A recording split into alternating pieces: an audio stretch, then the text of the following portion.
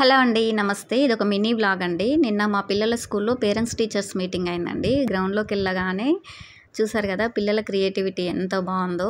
School మొత్తంలో మంచిగా ఏసిన పిల్లలవి ఇట్లా గ్రౌండ్‌లో ఎవ్రీ పేరెంట్స్ టీచర్స్ మీటింగ్‌కి ఇలా కండక్ట్ చేస్తారండి. మనకి సెలబ్రేషన్స్ అయితాయి గదా!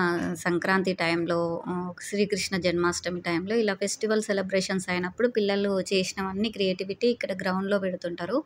చూసారు గదా! గ్లాస్ పెయింటింగు, మనకి pen holders, tissue holders, painting ఏసిన పిల్లలు ఎంత బాగా నీట్‌గా ఏసిర్రు చూసారు గదండీ! చాలా బాగా అనిపిచ్చింది. ఫోటో ఫ్రేమ్స్ గానీ, మట్టి కుండలు ఎంత నీట్‌గా జేషిర్రో మట్టి కుండలు గూడా. ఇప్పుడు గోడలకున్న పెయింటింగ్ ఆల్సో పిల్లలు జేసినవే అండి. Cloth painting.